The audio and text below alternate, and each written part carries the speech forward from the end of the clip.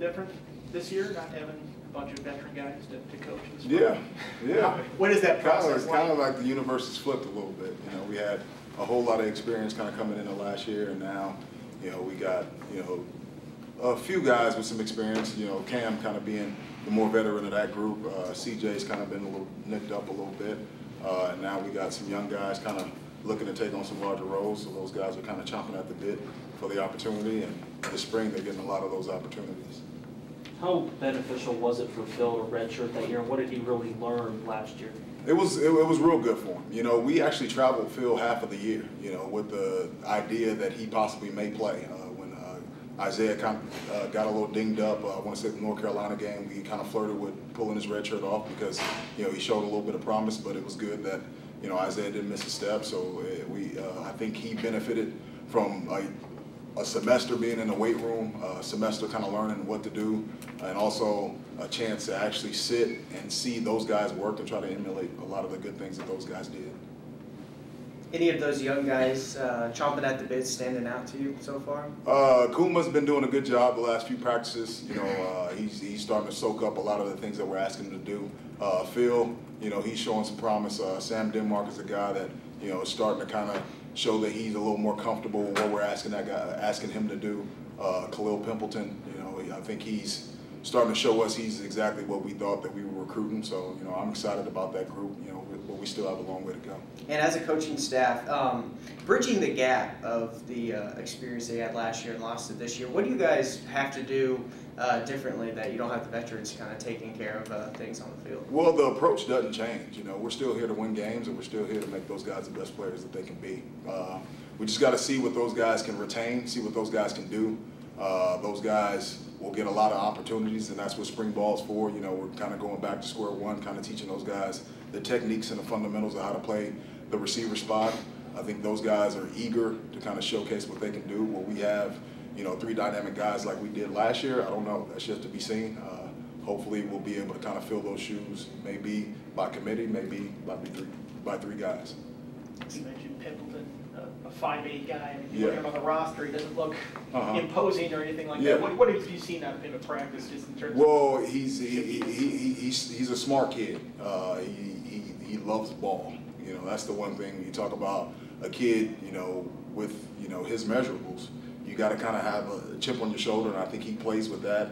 He's smart, he's tough, and he is dynamic with the ball in his hand. So, you know, we're looking at him a little bit in the return game, and when we're spitting out kind of some of our jet sweeps and some bubble stuff, he looks pretty good, you know, just as far as kind of playing against that first guy in open space.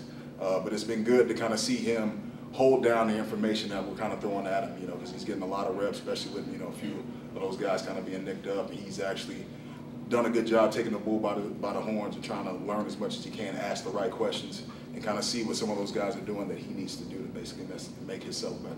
It seems like you have so many different packages and different kind of combinations of receivers you can use. Are you pretty split with guys working inside and outside right now, or do you mix and match? We're going to mix and match. You know, we feel like at the end of the day, we want to get those guys to where they're skilled players. You know, so it's not, okay, I play this position. It's, you know what, get me in between the white lines and I can play.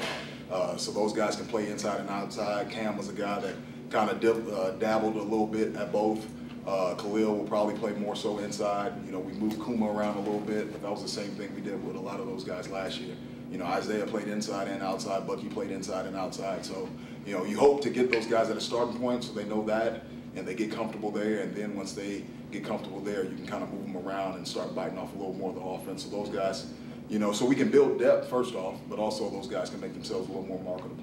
I don't really know what his health situation is right now, but how does Henry Murphy fit in the bigger picture of things? He's been good. You know, before he got nicked up, he actually did a great job basically soaking up a lot of the things that we were throwing at him. You know, I think last year helped him, you know, playing a little bit. I think this spring he kind of, you know, was looking forward to kind of taking that next step, and I kind of saw, you know, him inching towards that. Unfortunately, some things out of his control kind of happened, but, you know, I still feel comfortable about what he can do and kind of where he was, so I'm excited about his progress. What has it been about Kuma the last couple practices? Well, he's making plays. You know, at the end of the day, you know, we've got to produce, right? You know, as coaches, we got to win games. As receivers, you got to catch the ball and you got to bear fruit and produce, and he's been doing that. You You know, when his number's been called and the ball's been in the air, he's done a good job of fighting and scrapping and taking it out of the air, which, you know, we need a lot of. You know, Isaiah and Bucky, they were awesome at doing that last year, and now, you know, to kind of see him kind of make some strides and kind of start making some plays, I'm excited I about was it. gonna say, is he gonna kind of fill that, I guess, jump ball receiver role? Well, that Bucky you did? know, at the end of the day, we're going to basically scratch where it itches, so the ball's going to find what it's supposed to find. So, you know, he's showing that he can be that guy. He's showing that he can be an answer for us if the ball's in the air. So, you know, we'll continue to kind of, you know, go from there and build on top of that. And, you know, we're still, you know, halfway through spring, so, you know, there's a lot still to be done. Sam Denmark is a guy we haven't heard a lot about him. How has he progressed, and where does he maybe fit in relation to those other guys that line up? Well, right now, you know, he's given ample opportunity to go out there and showcase what he can do. When he got here a year ago, you know, we felt like he was just so far off from what we were trying to ask those guys to do that he needed to learn, he needed to redshirt and kind of pick it up. And now, you know, he's showing, you know, what he can do. You know, he's actually playing a whole lot faster than, you know, what he came in as, you know, and that was kind of one of the things that we kind of struggled with.